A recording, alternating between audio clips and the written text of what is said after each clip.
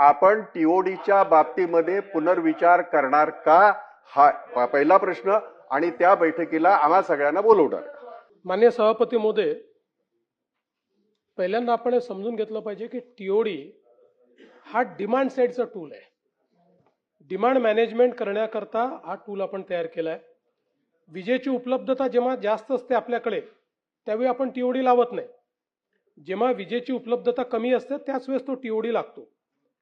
आणि शेवटी आपल्याला अल्टिमेटली मी जे सांगितलं की याच्या सगळ्याच्या मागचं गणित काय आहे, गणित हेच आहे की जो सामान्य ग्राहक आहे या सामान्य ग्राहकावर कमीत कमी बोजा आला पाहिजे. आता याच्यामध्ये आपण जर बघितलं तर साधारणपणे महाराष्ट्रामध्ये आत्ता जी काही इन्व्हेस्टमेंट आपण सोलरमध्ये आणि रिन्युएबलमध्ये केली आहे, साधारणपणे 2029-30 मध्ये आपण 22 पासून मोठ्या प्रमाणात हे सुरू केलं. 29-30 मध्ये महाराष्ट्र असं राज्य असेल की 22 साली आपल्याकडे रिन्युएबल आपल्या एकूण जी काही वीज आहे त्यामध्ये 15% रिन्युएबल होतं आणि बाकी सगळं फॉसिल आणि इतर आपलं हे होतं. ते आता आपण 38,000 मेगावॅट आपली तयार होते. त्यामुळे 2029-30 मध्ये आपली 52% वीज ही रिन्युएबल मधनं येणार आहे. तेवढं इन्व्हेस्टमेंट आपलं सुरू आहे आणि ते दरवर्षी आता होत आपण 52% त्या ठिकाणी पोहोचतो आहोत.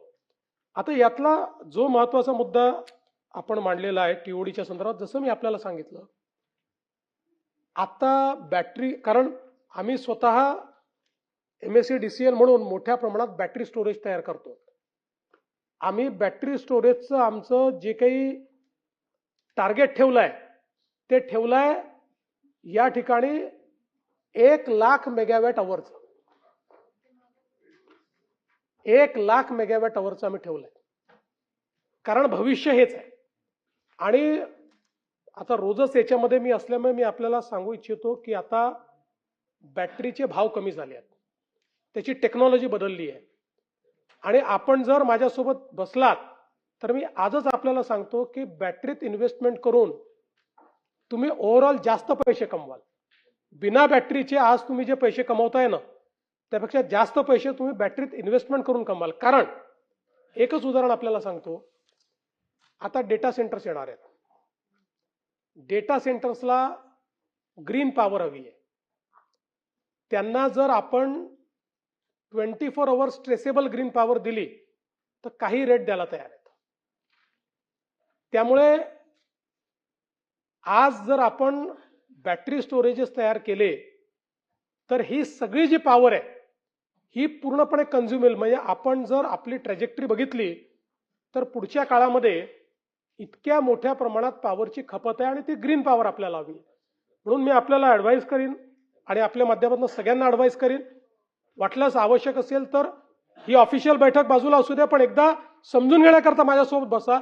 मी तुम्हाला हे प्रूव्ह करून दाखवतो की आजही बॅटरी स्टोरेजमध्ये तुम्ही इन्व्हेस्ट केलं तर तुम्हाला अधिक पैसे मिळतात. टीओडीचा प्रॉब्लेम तुमचा परमनंट सॉल्व्ह होतो आणि जो काही सामान्य ग्राहकावर बोजा पडतोय तो बोजा देखील त्या ठिकाणी पडणार नाही. त्यामुळे आत्ता तरी टीओडीची भूमिका जी घेतलेली आहे ती सामान्य ग्राहकाला डोळ्यासमोर ठेवून घेतलेली आहे. याच्यात जर अजून काही कोणी सोल्युशन सांगितलं की ज्यातनं सामान्य ग्राहकाचा फायदा होतोय, जरूर विचार करू. आपला काही त्याच्यात प्रेस्टिज इश्यू नाही आहे.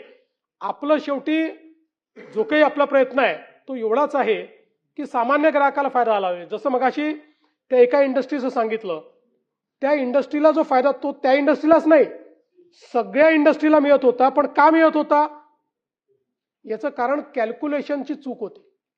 म्हणजे त्याला तर फायदा मिळाला असता पण वर्षभराने सामान्य ग्राहकाचं बिल 1.5 पटीने वाढलं असतं. कारण तुम्ही एकच एंट्री 2 ठिकाणी पकडली होती. 40,000चा फायदा इकडेही दाखवला होता आणि इकडेही दाखवला होता.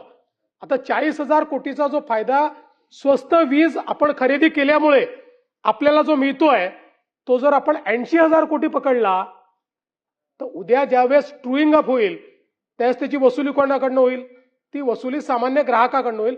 हे आपण MERCच्या लक्षात आणून दिलं म्हणून त्यांनी ते रद्द केलंय. त्यामुळे त्याच्यामध्ये जो त्यांना मुनाफा मिळाला पाहिजे त्यातनं आपण बाहेर नाही पडलो.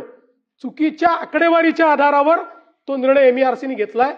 पण मी निश्चितपणे आपल्या सगळ्यांसोबत स्पेसिफिकली टीओडी आणि ग्रीड सपोर्ट चार्ज या संदर्भातली एक बैठक घेईन.